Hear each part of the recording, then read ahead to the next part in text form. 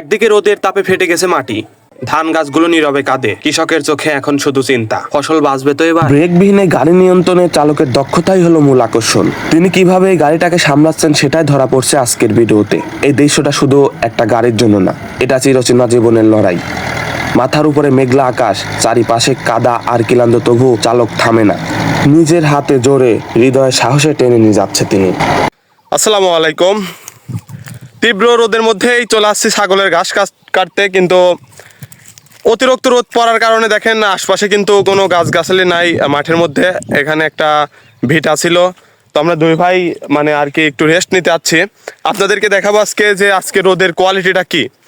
দেখেন অনেক দিন ধরে বৃষ্টি না হওয়ার কারণে মাঠে কিন্তু পাট বুনছে, পাটের বই কিন্তু ফেটে গেছে।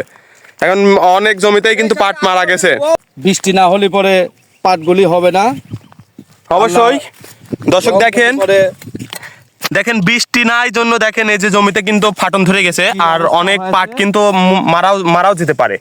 যে খরা পড়তেছে এর মধ্যে দেখেন কি একটা অবস্থা। আর আসলে আমরা আসছি ছাগলের ঘাস কাটতে, প্লাস এইসব জমি দেখতে। দেখুন পাট মাশাআল্লাহ অনেক সুন্দর বের হয়েছে, কিন্তু অনেক খরার কারণে দেখেন জমি কিন্তু ফাইটে গেছে। এখন আল্লাহর রহমতে যদি আল্লাহ কিছু বৃষ্টি দেয় তাহলে ইনশাল্লাহ ফোপা উঠবে। জি ইনশাল্লাহ। তো অনেক কষ্টের পর আমরা দুজন ছাগলের ঘাস বেশি কাটতে পারি নাই। দেখেন গার অবস্থা কি, গাওটাও ঘামে গেছে, কিন্তু আমরা অনেক রোদের মধ্যে চলে আসছি। আর আজকে জুম্মার দিন নামাজ পড়তে যেতে হবে। এই যে দেখেন আমাদের বস্তা দুজনের, অনেক রোদের মধ্যেই যে রোদ পড়তেছে আমাদের আর থাকতে মন চাচ্ছে না। এবার বাসায় যাওয়ার পালা। কিন্তু যে রোদ পড়ছে আমাদের ঘাস কাটা তেমন আর ছাগলের হলো না।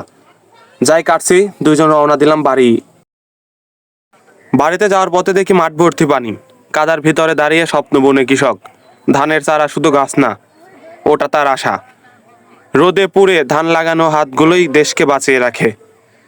যে হাতে ধান লাগায় সেই হাতই কখনো নিজের কষ্ট দেখাতে পারে না।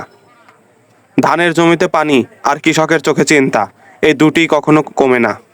এক মুঠো ভাতের পিছনে লুকিয়ে থাকে হাজারো কষ্ট। ধান লাগানো সহজ না, প্রতিটা চারা মানে একটা ফুলের আশা। শুধু পানিই নয়, শুধু ধান লাগানোই নয়, ধানের সবুজ মাঠে সাদা বগের শাড়ি। প্রকৃতি যেন নিজেই এঁকেছে এক জীবন্ত ছবি। বকগুলো নেমে আসে ধানের জমিতে, মনে হয় শান্তির দূর এসেছে গ্রাম কোলে। ধানের গন্ধে ভরা মাঠে বগের দল যেন সুখের গল্প নিয়ে যায়। সবুজের মাঝে সাদা বগ, এই দৃশ্যটা গ্রামের আসল সৌন্দর্য। ধানের জমিতে বগের ভিড়, প্রকৃতি নীরব ভালোবাসা এক চিত্র।